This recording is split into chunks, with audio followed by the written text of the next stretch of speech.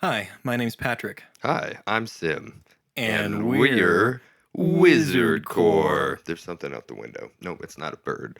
And we're a duo of friends that like to talk about movies, video games, music, and a plethora of other nerdy shit. That was the most ADHD thing I've ever seen. This absolute second we start, you're like, there's something out the window. We're always in a different location when we do these podcasts. Yeah, I And know. so I don't know. And there's this, I noticed something out the corner of my eye. And Yeah, and you're like, there's a bird out the window. I thought there was a bird for a second. I was like, you better not be staring at me while I do this intro. Today's topic. Yeah, so today's topic, we're going to be, I guess the word is deconstructing Zack Snyder as a director. I guess that's the word for it. We're really just going to be talking about Zack Snyder because, And just him and his personal life and well, just shitting on every choice he's Yeah. made as a human being since birth. exactly. No, just his movies. Yeah, We just call his- it the Deconstruction series, where we go through a director's thing. What is the thing? Filmography. career, filmography, career, Yeah. whatever, Same whatever, difference. whatever the thesaurus word you want to use for it. Big words. And just kind of go through a filmography of what they've done and talk about it. Yeah, we wanted to start out this series with Zack Snyder because he's quite honestly like a contentious director now, especially because he. So I know that like when he started out his career, he was just doing like commercials and music videos for just whatever. He's actually talked. I've listened to some interviews with him. He's talked about that where one of his like film professor people that was like higher up in wherever he went to school, he was like, he basically outright asked him. He was like, "What do you think I should do immediately after coming out of film school? Like, should I try going to like movie production houses?" And he was like, "You need to do commercials." He outright was like, "Don't do any of that. You need to just do commercials." His professor was basically like, "Yeah, don't. If you want actual work, do commercials. Basically, don't try and go into like movies immediately because you'll just wind up not finding work essentially." And that's what he did, and he was right because he wound up mainly going into like car commercials and like beer commercial things and whatnot. And then music videos. And music stuff. videos, yeah. And his first big break, which you really wanted to talk about, was the remake of Dawn of the Dead. Remake of Dawn of the Dead. That was his first which big I movie. fucking love. I'm a big horror movie fan. I love horror movies. I think the remake of Dawn of the Dead is up there with some all-time favorite horror movie remakes, including the Evil Dead remake. But we're not here to talk about that one. I like it. I love Ving Rhames of Pulp Fiction fame. He's in it. I forgot some of the other people in it. The dad from Modern Family, who's also always surprises me to learn that he's in Black Hawk Down. Ty Burrell, that's his name. I need to see Black Hawk Down still. I haven't.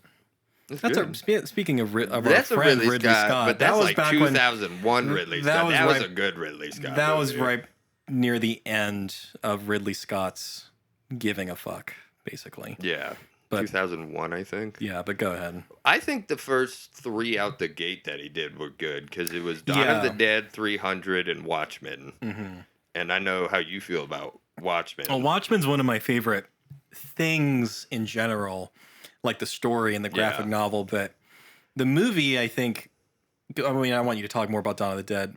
We could just hit the first three as like a trio, really. Well, yeah, because Dawn of the Dead, 300, and Watchmen, people really, I think out of the three, I think Watchmen is probably the most like, people don't like it as much. Yeah.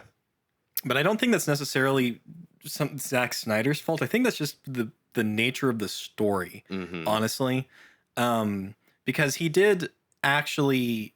So there's like the theatrical cut of Watchmen, and then there's like we're going to talk about director's cuts, but there's like a director's cut, or it's called like the ultimate cut of Watchmen, which includes from the graphic novel, and they present it as actual animated sequences, the kind of like subplot story of the pirate guy that I forget the exact story with the pirate guy aspect of things, but I forgot what that was. What is the pirate one called?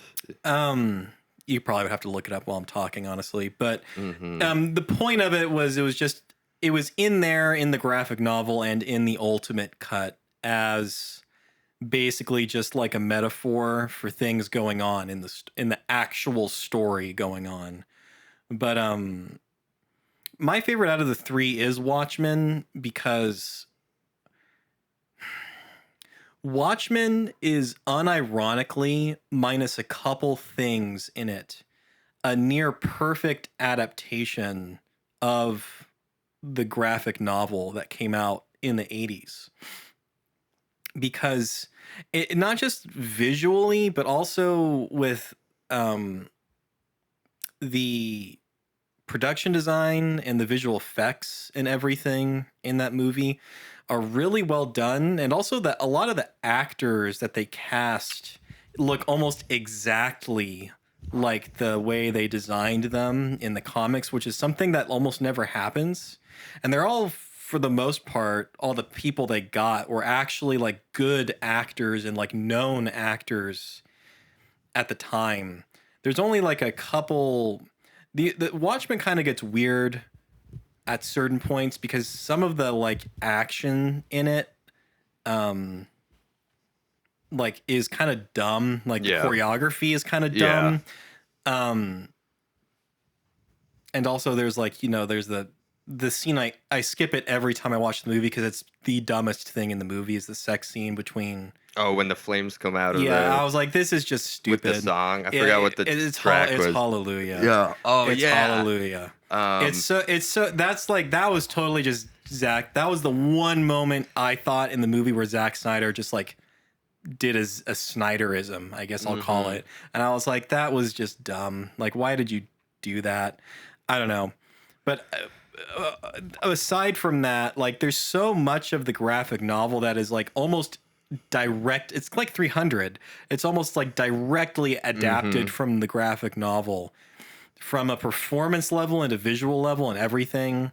Dr. Manhattan, his backstory and his character, he's one of my favorite comic book characters ever. And Rorschach, obviously. Him and Rorschach, they're too dynamic, especially at the end of the movie. When there's like an ideological difference. Do you remember the end of the Watchmen? Watchmen. Yeah. Yeah, when he's like, he's like, kill me. Yeah. Where Dr. Manhattan's basically just like, I can't let you go. And Rorschach's like, I know you can't. And it doesn't matter if like I'm going to do this whether you stop me or not, basically. And that's when Rorschach's like, do it! And he just, and then Night Owl's like, ah! It's a whole thing. It's a whole thing. You should watch. Anyways, some people find that moment, specifically Night Owl screaming, kind of cringy, which I liked, honestly. I thought it made sense. Because one of my favorite moments in Watchmen is when Ozymandias gives his whole plan.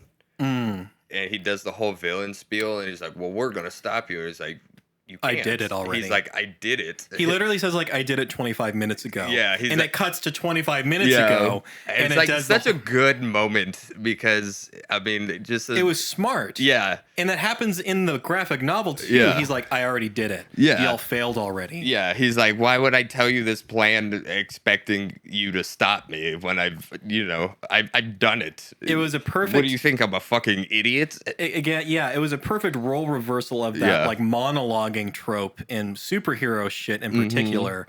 It was just like, that was perfect. And because I think that's exactly the quote is he's like, I did it 25 minutes ago. Yeah.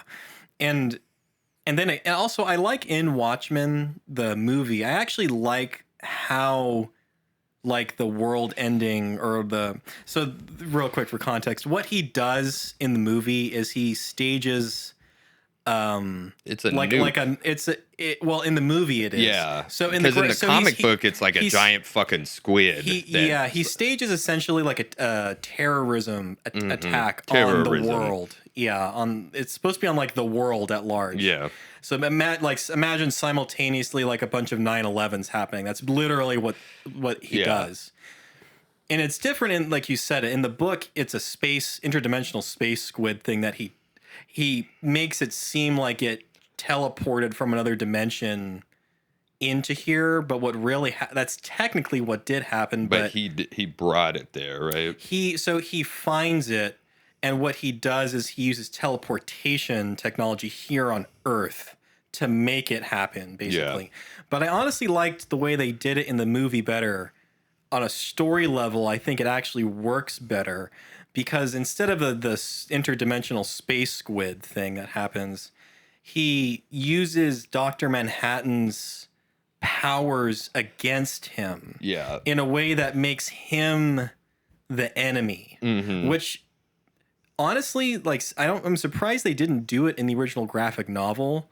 Because when you read the novel, it seems like it's heading in that direction anyways. Yeah. Because they're already like, because, he's supposed to be like Superman, but on like a completely different level. He's practically like a god in this universe.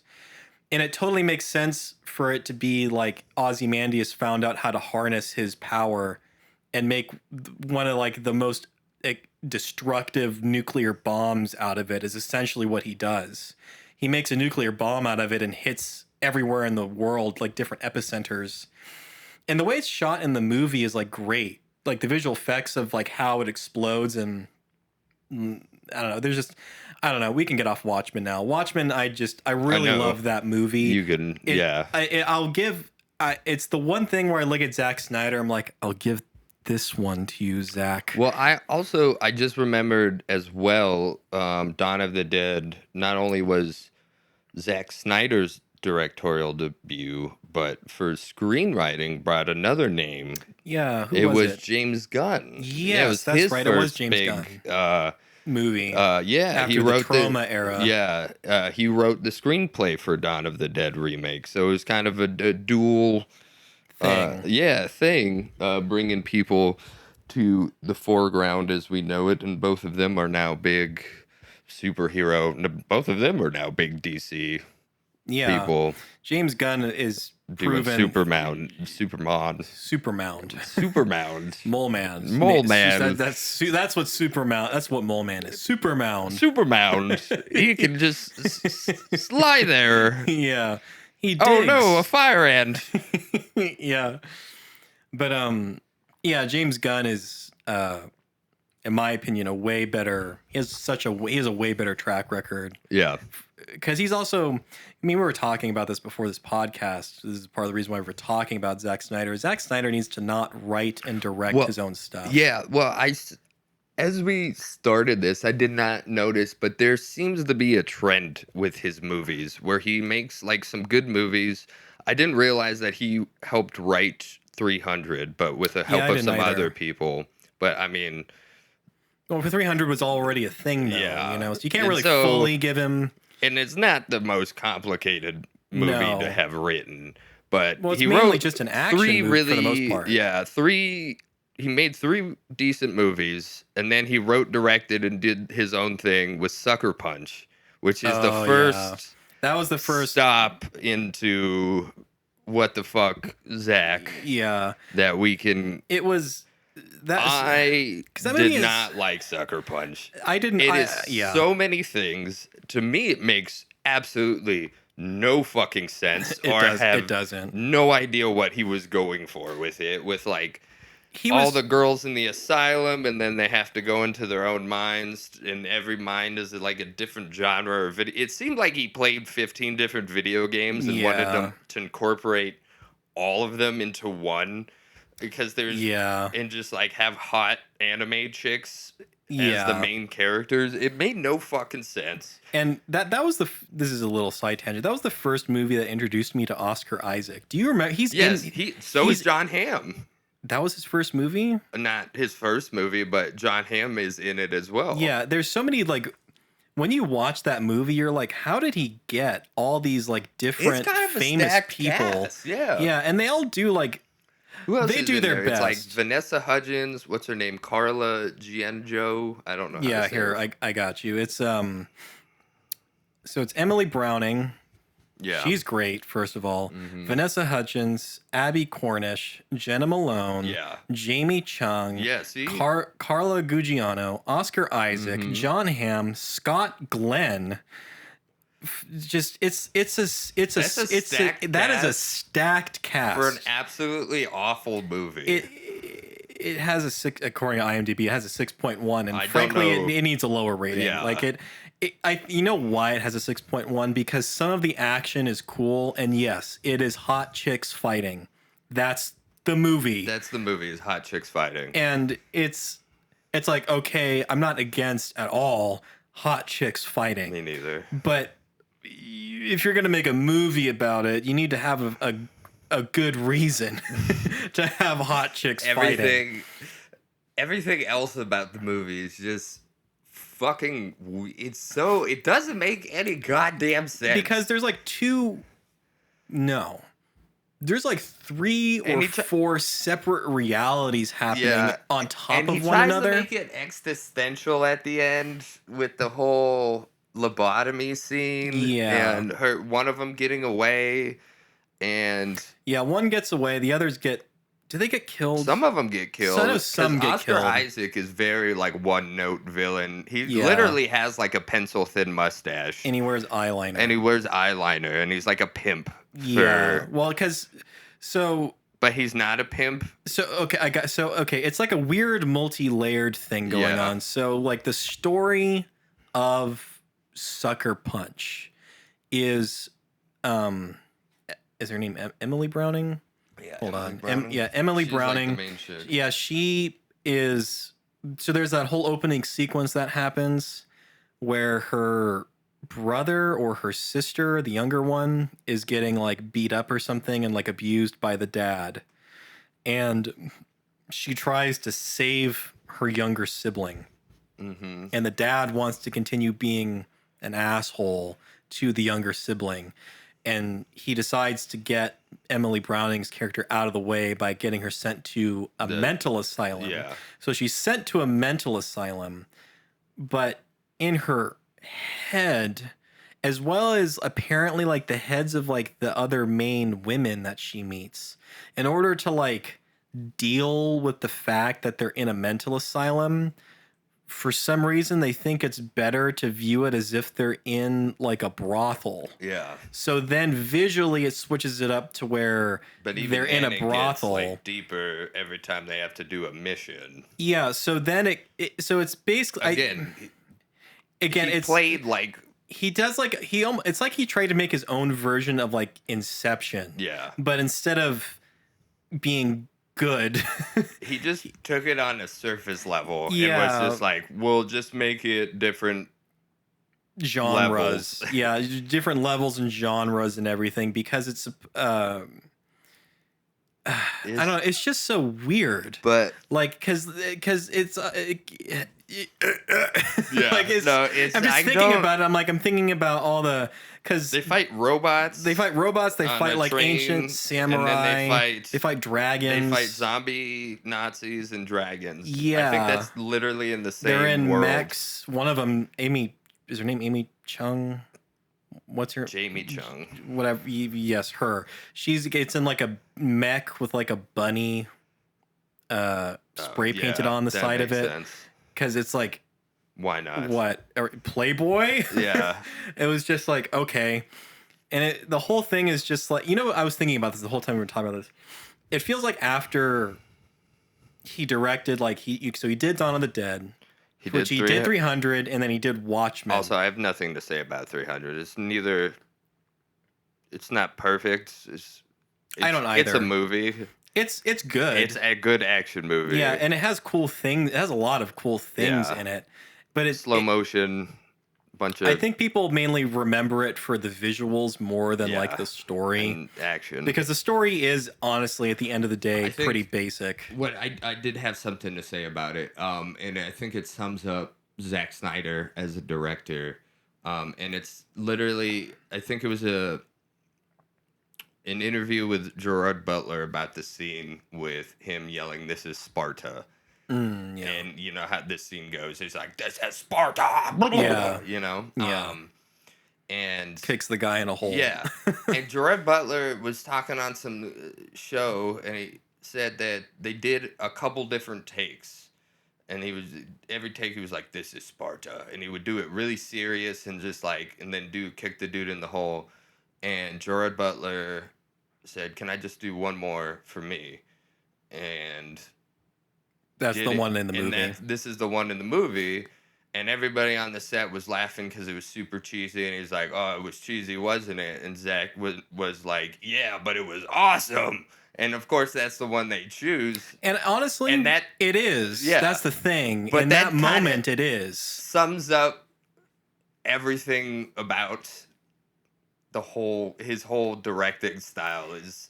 Well, yeah, because Yes, but it's awesome. It's Yeah. like can sum up everything. And that comes down to like later, like Man of Steel, like all the destruction that happens in that final fight scene is like what like Well, hold on. I want to Yeah. get to Man of Steel and everything in a second, but I want to finish a thought I had real quick. Yeah. Sucker Punch felt like Zach trying to make a movie graphic novel that he wanted to do, and that's my thought. And it didn't work out. And then, because he's so good at doing. Okay, let me put it this way, because I have more thoughts about what I'm going to say about this.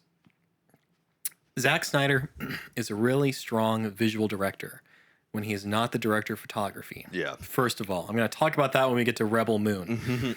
I have a lot to say about Rebel Moon. We have thoughts. I'm going to hold that off for a second. He also, when I watch what you were just talking about, where he is, yeah, but that's awesome. That's basically his whole philosophy as a director.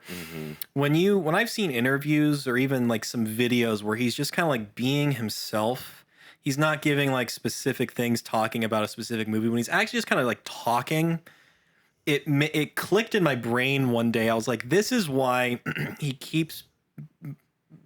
people keep wanting to work with him. Yeah. Because he as a person has great energy. Yeah. And he is really charismatic and he's really passionate about filmmaking to the point where I almost like forgot he was himself for a second. I almost wanted to like be like, yeah, kind of with him. Yeah. And then I had this moment to myself where that's when it clicked. I was like, oh my God, that's why people work with him. Yeah. Because he gets you hyped Yeah. to work with him on things. Even if the movie turns out awful. Exactly. And it makes so much of his career make sense to me because I like listening to him. I like listening to him talk about the process.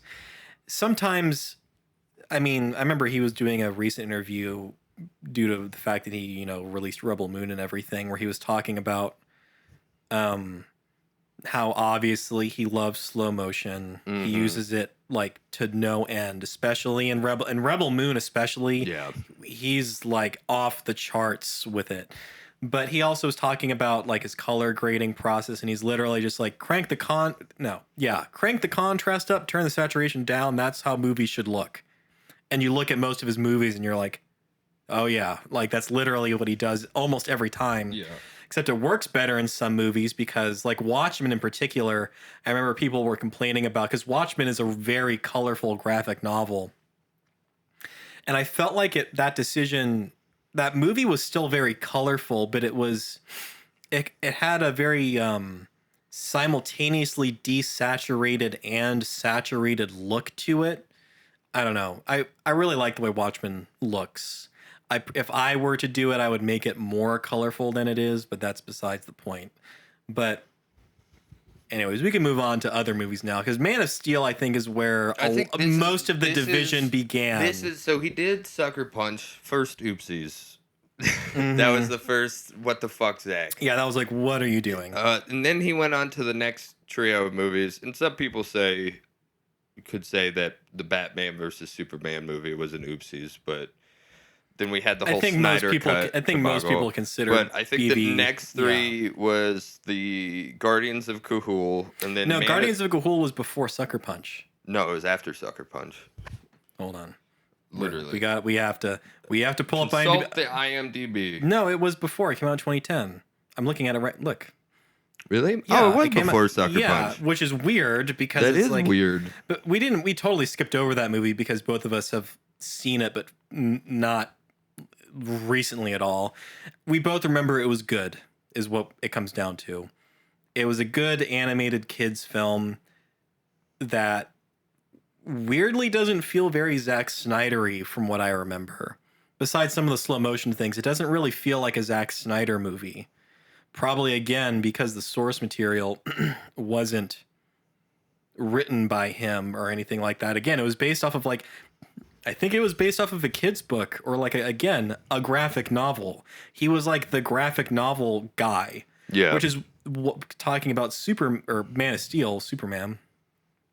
It makes sense why DC picked him to do that movie because he became the superhero movie director in Hollywood.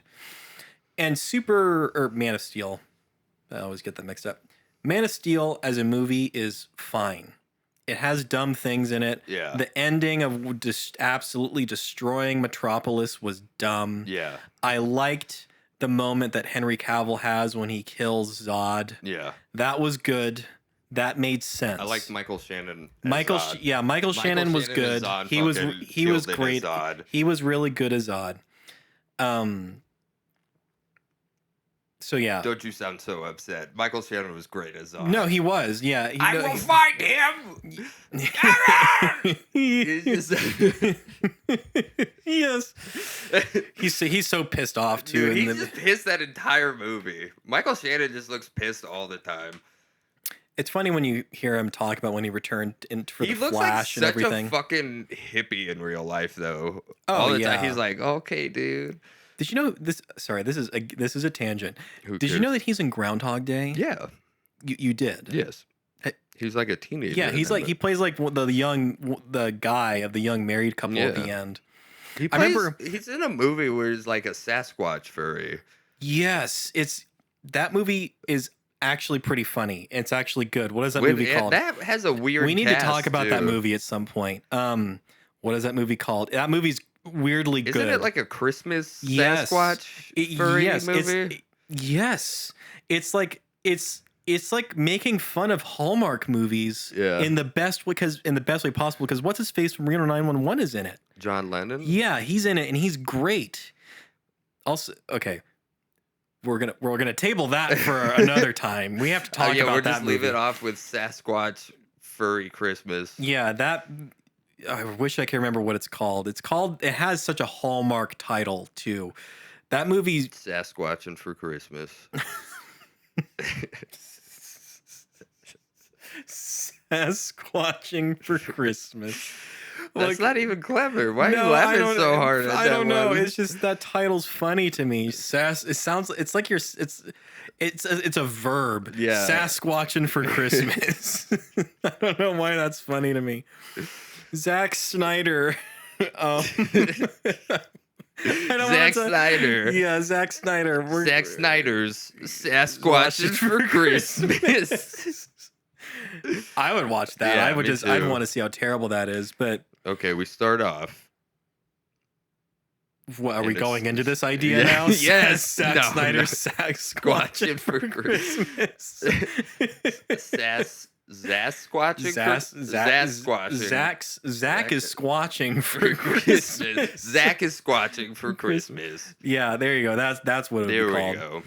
It's Zack Snyder in a Sasquatch outfit directing a movie. He's directing a Hallmark movie, but in a Zack Snyder style.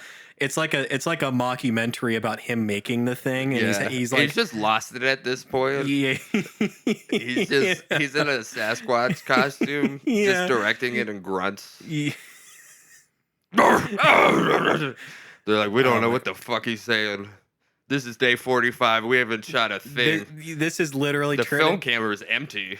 There's no memory card in the motherfucker. The red camera doesn't have the red mag in it. This is unironically turning into an idea you and I have that I do not want to talk about. Oh, yeah. But it's turning into that idea, so I almost want to stop talking about it because I feel like we'll say the idea basically. But he's trying to bring his family back together for Christmas by filming a movie with them in a Sasquatch outfit. You said that. Oh, no, this is what it is. I got the idea. So this is Zach is squatching. I love that we turned this into this. Is squatching for Christmas. So Zack Snyder. I'm so happy we're here. Continue. Zack Snyder is having a rough time because his movies aren't doing so well, right? Rebel Moon, Netflix calls back and is like, oh man, Rebel Moon didn't do too good. So his family's not happy. His son got all C's and, whatever else. And so his son has ulcers? What did you say? Yeah, I said all C's, but we'll go with ulcers. All C's. His son has ulcers. His son has ulcers. This idea is so fucking stupid. Oh my god! It's just Thanksgiving. Okay, I need to stop laughing. No, Continue, Thanksgiving please. is just past. Christmas is around the corner. It's not doing too good, so he decides to bring his family together. So he dresses up as Sasquatch to try and prove that Sasquatch is real and go Sasquatch hunting with his family. So he has to pretend to make a mockumentary about hunting Sasquatch with his family while also doing those silly shit by running behind a tree and then dressing up as Sasquatch. And then running out so his family can see him.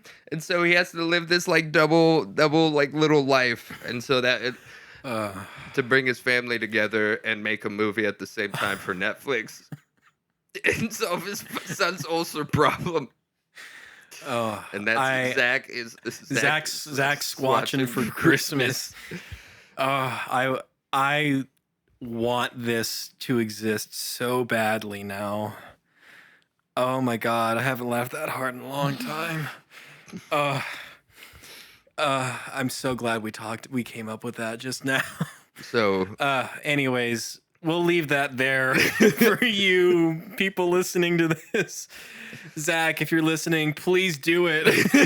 Like this movie. Make a movie where you you pretend to be Sasquatch and then also yourself to try to hunt yourself with your family to save your family and your son from ulcers.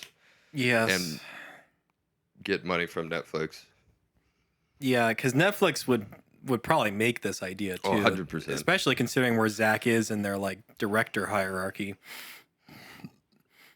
Anyways, returning back to real Zack Snyder. Where were we with that? We were talking about Michael Shannon. Okay, we were on Man of Steel. Man of Steel. Yeah, Michael Shannon was actually really good in it. I like Henry Cavill as Superman. I think he actually gets better at being Superman the more he not in this movie. Yeah. The more he played him, he got better at playing Superman, but in worse movies than Man of Steel. So it doesn't really come across that way all the time. But if you're paying attention to his acting, he's getting better at it. Because even in Batman versus Superman, which quite frankly is kind of a shit show of a movie, people, I don't know if you what are you, honestly, I've never really talked to you about BVS. What do you think about that movie? Do you like that movie? That sounded like a venereal disease for a second. BVS? I've never talked to you about my BVS. I haven't. Do you have BVS, Sim? I do. So do I. Wait, so did this turn into a BVS sponsorship commercial? BVS. It's like hemorrhoids, but for your eyelids. Anyways. Okay. It hurts when I cry. That this is what it is. When Batman at the end of that or near the end of that movie, Martha. Yeah. It's when you think of that Batman moment. Has BVS. That's what this disease is. When you think of the Martha scene and it makes you cry. Are we just going to talk about BVS, or are we talking about specifically the Snyder Cut, or are we doing that separately?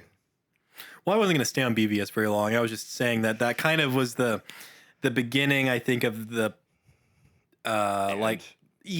because I didn't hate it. I didn't either, but there was dumb things in People, it. I think people shit on it like way too hard. Especially at the time, yeah. I just burped like really bad into the mic. I don't know how bad that picked that up. I think comic book fans are fucking ravenous about movies. Yeah. Oh, for sure. Like a whole different breed of. I mean, we've talked shit about like Marvel and Star Wars and stuff, and just but like on a certain they're level, all kind of in the same thing, on like a certain know? level of like filmmaking and But like competency in movies, but there are fans at large in the comic book world and Star Wars. Why are you smiling? You look like you have a thought. Zack Squatch for Christmas. I'm listening to you, but it's like in the back of my mind. Of course it would be. Just playing. Just like in the back of my mind. Continue. Martha! Oh my God. This podcast is going to kill me. But I think people are fucking ravenous because I think overall the movie was okay. Yeah. You know, Doomsday was a little bit bullshitty just because he shows up in the last like 5 minutes. Yeah, he kills Superman. Doomsday was the worst part of that he movie. Shows up, he kills Spider-Man.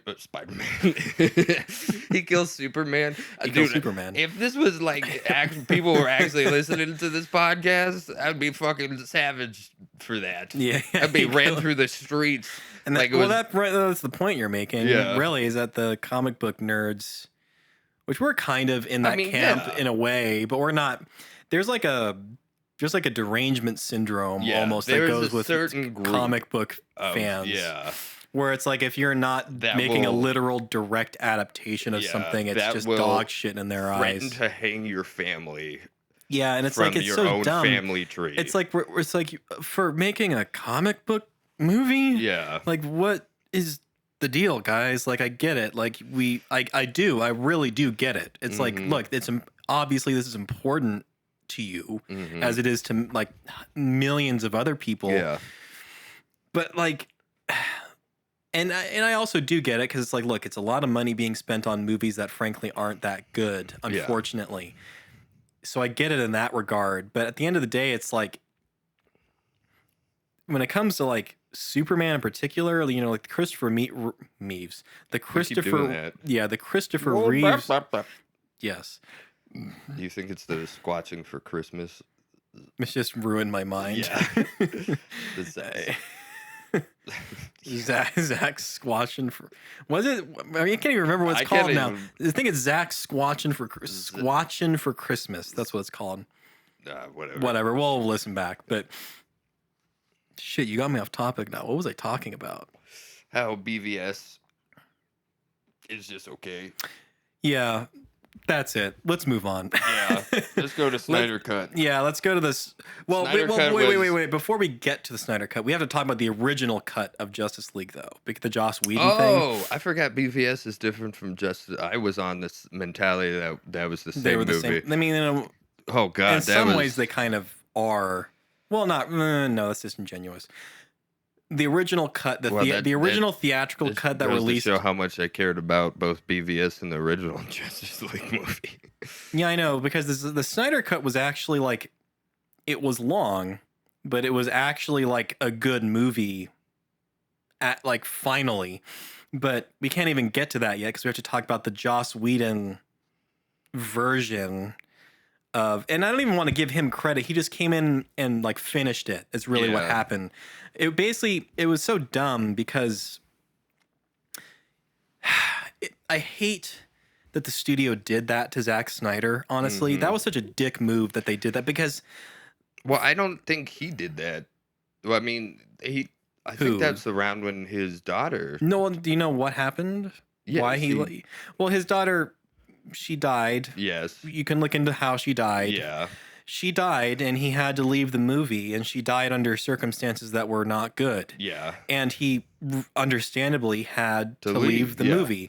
In the studio, because they weren't happy with Batman versus Superman and the way Man of Steel was, they brought Joss Whedon in and basically used Joss Whedon as a studio puppet to Mm-hmm. turn Justice League into just the most like weird, like Marvel, Yeah, bad Marvel because he did the copy. Avengers and Yeah, stuff. they Yeah, basically they basically tried to they turn this wanted the into Avengers, yeah, basically. and they totally messed it up. You could just tell that.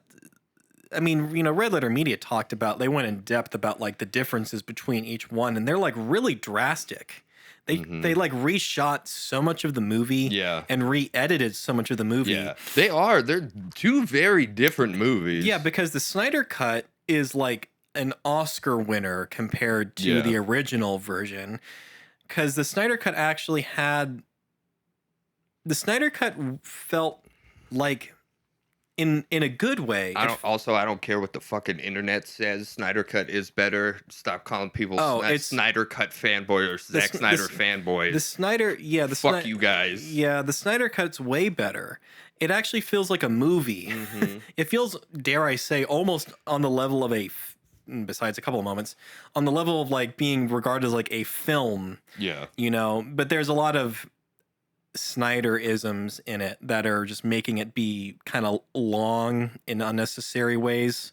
And certain things in it are still stupid, like when Wonder Woman is trying to save the group of people in the beginning of the movie, and there's that final guy that's like in a shooter, and she Yeah. claps her wrists together and like Yeah. causes so much damage to that building to get Mhm. one guy. It's like, you didn't need to do that it just was to too get much. him. Too much That Wonder was, Woman. yeah, that was too much. But I'm glad that Zack Snyder got to finish Justice League properly, because he proved that it was actually going to be. It's weird. I'm guessing it was going to be how the Snyder cut is now. I'm guessing it's how it is now was how it was going to be when it was released. The thing is, though, is that there was like a 5-ish year time span from when the original movie came out versus when the Snyder cut came out. So there was like almost like a decade's worth of planning and everything that went into Zach concocting that movie in his brain. So I don't know necessarily if it would have been as good if it came out when it came out. All I know is that what we got was actually like a decent movie. Yeah. And it's the best Snyder movie in like a decade. Yeah. Like, because almost said Army of Darkness. What is it called? The one that came out on his net. When he's entering his Netflix era now. Army of the Dead. Army of the Dead. I have and then, thoughts on that one. Go ahead. Oh, if we're leaving the Snyder cut. Did you want to talk more about the Snyder cut? I just thought it was a good movie. Like nothing more to say. I can't really think of anything. It was good. Yeah, it was like what for? I just think It was like almost 4 hours. yeah, it was almost like 4 hours, which was kind. I think I sat like 2 sittings or whatever, but It was a little long. There was some stuff that I don't think they necessarily needed, like No. when they introduced Martian Manhunter. It's like we yeah. all know that it's not going to happen, so why leave it in there? You know, like That we're could've not been completely cut continuing this franchise. We know that he's like you don't have to leave that scene in there just because it's cool. Yeah. But Maybe it was Cyborg kinda- became like an actual fucking character. That was one of the biggest changes. Yeah, in that. and was actually cool and like it was decent character arc and had a lot of work that I think his name is Ray Fisher did, and I saw why he was platforming for the Snyder cut and was like, he was like, I did a good job. Yeah. And that people think I did a bad job, and Yeah. I want to show that I did Yeah. a good job. and Kind so of thing. good for him for platforming for that movie because he did. Cyborg was fucking awesome in that cut, and had a whole way more to do and way more of a story It's in way that more one. impactful too. The scene, because it got into like the scene where his dad dies in the process of like doing something or whatever, like saving him. I don't remember exactly how it played out, but yeah, there was just so much more good. Even the villain was better. His design I thought was cool too. That like multi-layered armor stuff that was on him. Yeah. What was the villain's name? Do you remember his name? Horn Man. Wolf something? Wolfenstein. I think that literally was his name. Return to Castle Wolfenstein. I think that was his name. Wolfenstein? Yeah, I think his name was Wolfenstein. I don't think it was Wolfenstein.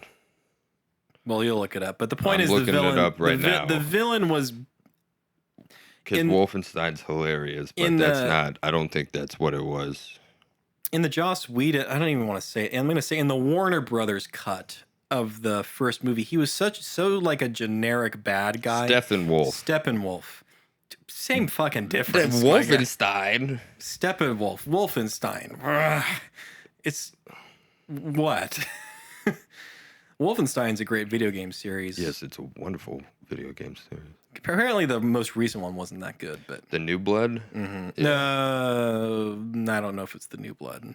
Doesn't matter. Yeah, Steppenwolf was better, like a lot better. And what's that main villain that is kind of in it? That's his boss, Steppenwolf's boss. He has the Omega symbol on his chest and shit. Darkseid. Yeah. Darkseid was in it. I thought he design-wise looked cool. But I don't know, it just...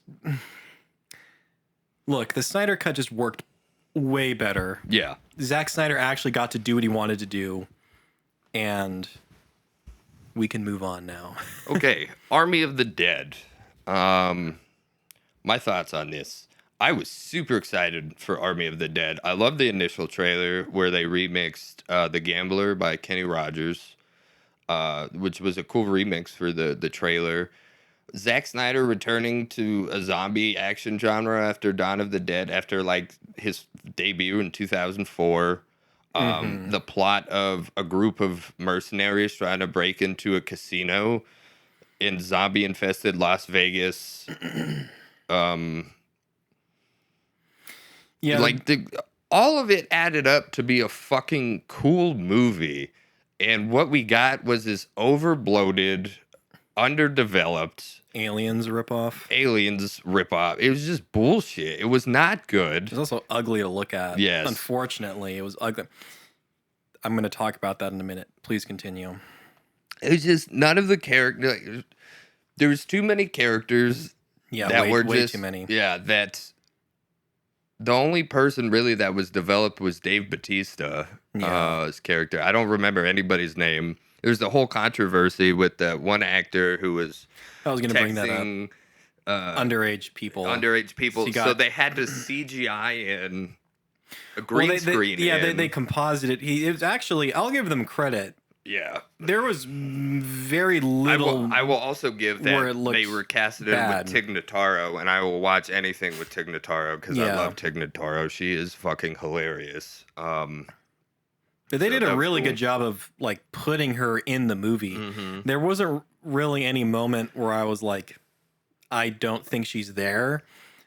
When you look at the VFX breakdown for how they did it, it was like weirdly simple. Yeah.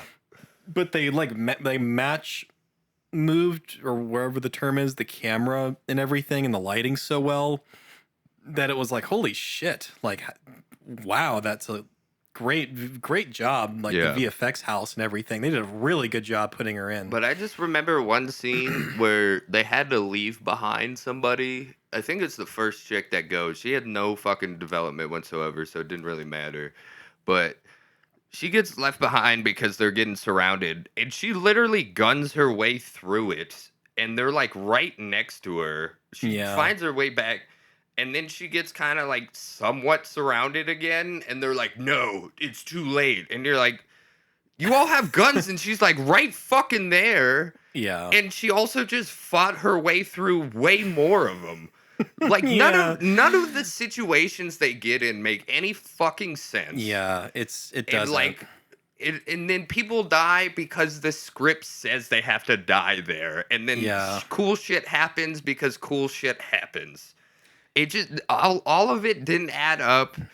It was all fucking weird. It was not what it promised to be. It was all like the building blocks of a good movie without any of the glue. I'll And put then it this that comes way, to the first problem of the downfall of Zack of Snyder. Zack Snyder. It's Is basically that exactly what it I was just the said. first big one where he like wrote, directed, Shot. shot, and edited. Right? He edited, I don't. I don't know if he. I don't know if he's. yeah. What you said Nah. he so I know he shot it. directed, wrote, and He shot shot it. I don't know if he edited it Yeah. himself, or at least completely Yeah. himself. So I do want to talk about the cinematography in this movie. So, and this has been a thing, and I hope to God it's not a thing in the future whenever he makes something else. This is the first movie where Zack Snyder himself is also the director of photography. And it's also the first film that he shot digitally, completely. Mm-hmm. So he shot on red cameras and whatnot. And he wanted to shoot this movie on vintage lenses, but he didn't only want to shoot on vintage lenses. He wanted the iris of the lens, all the lenses, to be completely wide open all the time, meaning that the out of focus area is dramatic, and what is in focus is this razor thin sliver that he's having to constantly rack focus all the time. And it also makes it so that anytime something is in focus, everything that is out of focus is so out of focus that you don't know what the hell is going on for most of the movie.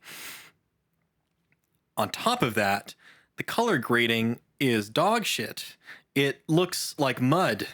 Rebel Moon's even worse, but it looks like mud. You just want to jump onto Rebel Moon, or did you want to have thoughts on? I mainly just have thoughts. So, well, I'm actually going to transition into Rebel Moon, Okay, I guess, fantastic. from this, because it's like,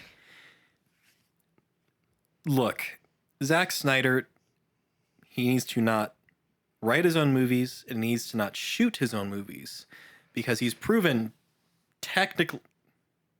Wait, so there was Army of the Dead, Rebel Moon Part 1, Rebel Moon Part 2, Director's Cut of Rebel Moon Part 1, Director's Cut of Rebel Moon Part 2. Which so we he both, has 5 movies, which we both joked he's- about. What the fuck's the point of having a director's cut when he had full reign of the there was Rebel no Moon point. Part 1 and 2?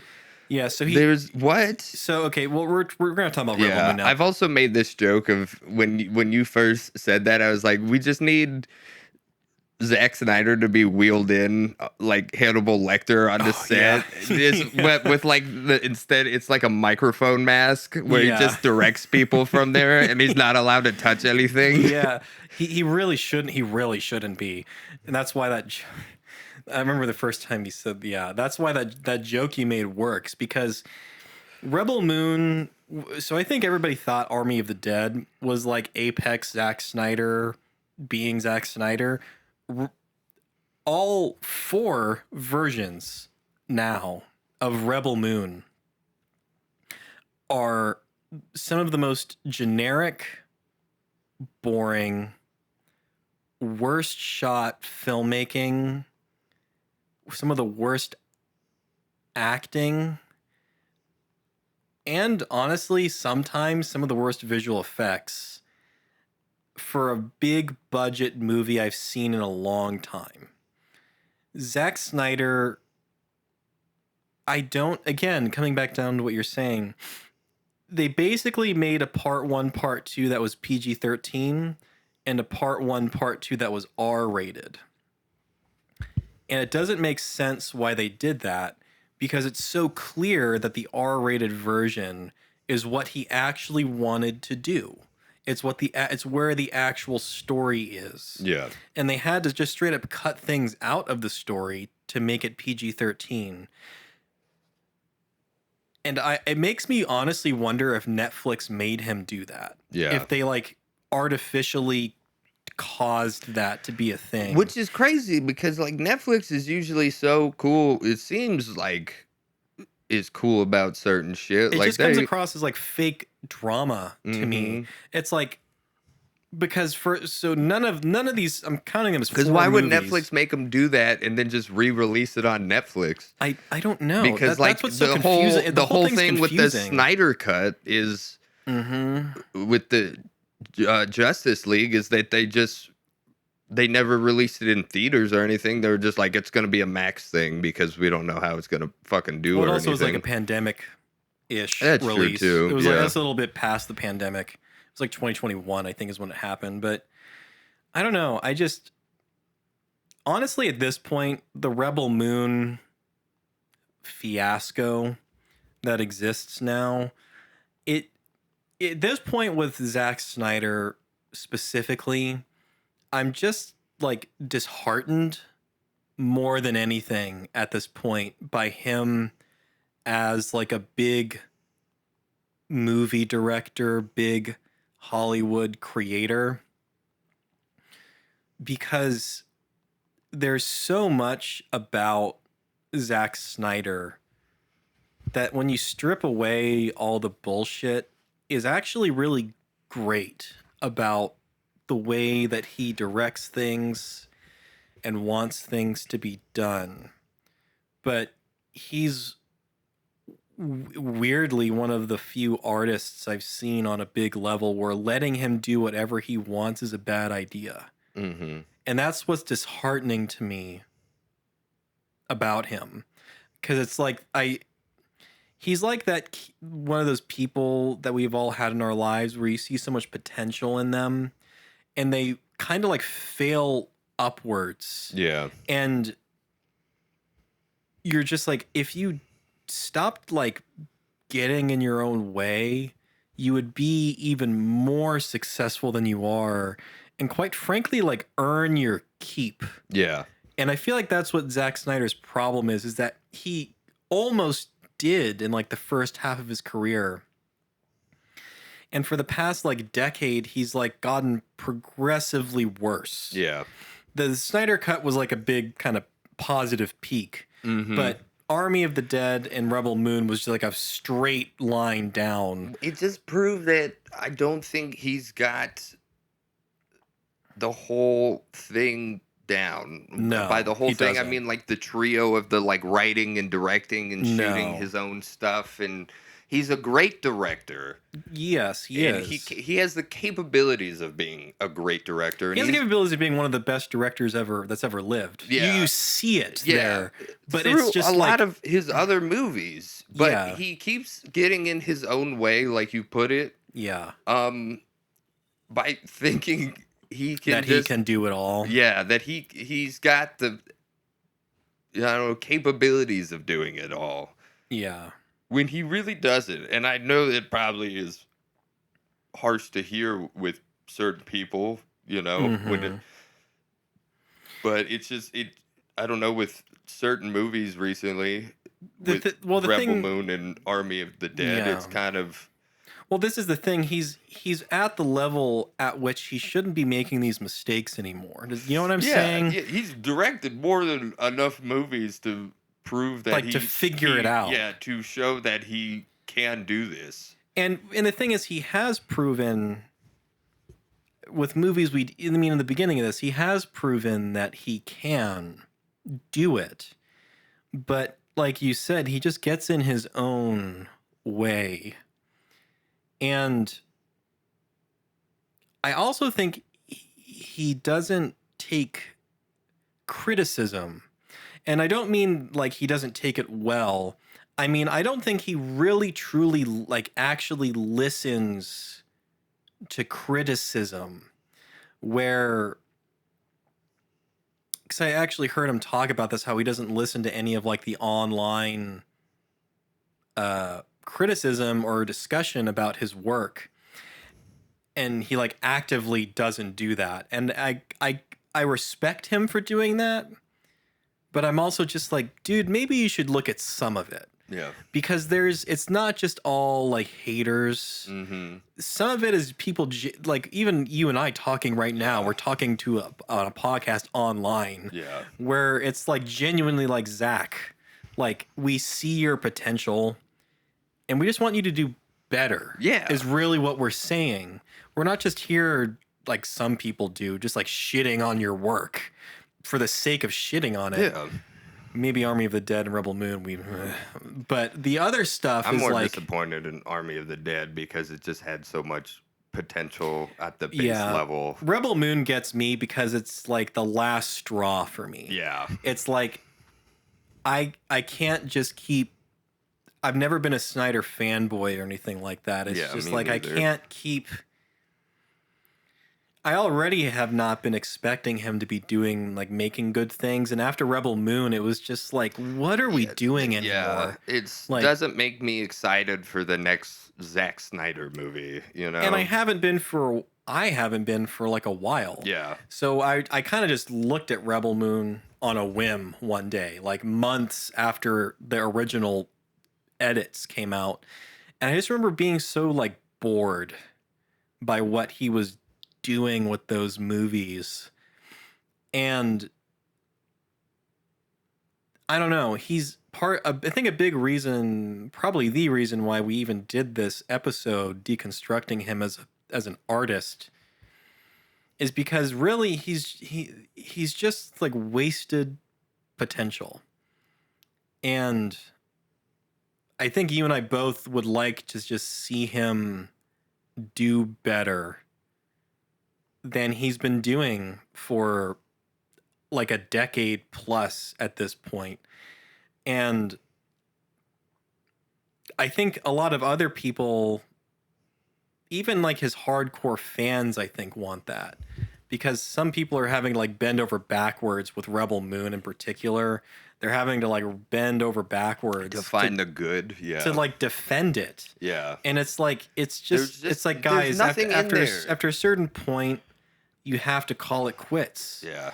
You can't just keep defending this man. Yeah. It's like it's frankly like that with anything, with anybody with a track record like that. Mm-hmm. But I don't know. Do you have anything more to say about No, that just our seemed boy? kind of like a downer ending. I was like, he Well, okay. has the voice to be good, but he just keeps getting in his own way. Well, and that's kind of the thing. There, it is a downer. Yeah. That's kind of the point. Yeah, that is the point. It's a downer because he has shown that he can be great. Because we shit on Ridley Scott not that long ago, and there's more of like an anger with Ridley Scott. With Zack, it's like a sadness. Yeah. It's like, dude, I love your energy. I love a lot of what you're trying to do. Even in your bad shit, I see it. I see what you're trying to do. Yeah. But you're fucking it up. Yeah. And it's your fault. Yeah. It's not your haters' fault. Yeah. It's not the studio's fault because you went to Netflix. Yeah. You got out of Warner Brothers. You went to the place to do the thing, and you're still putting out like bullshit. And that's how I feel about him at this point. It's like, dude, stop like fucking with us. Like, if you're really gonna wanna like be a director, put your money where your mouth is and make a good movie. Yeah. Stop wasting our time. And with that, I'm Patrick. I'm Sim. And we're Wizard Core. And look for, What? I said, and look for You're setting me up. Sasquatch. Oh, you were setting me up for that. I was like, what? Sasquatch. No, or Squatching was Zatching with Squatch. for Christmas. For Christmas. Something like that, yeah. Coming this Christmas. Yes, Christmas 2024. Or 25. Or 20. Yeah, we'd have to make it first. Yeah. Yeah. Anyways. Anyways, bye. Yeah, bye.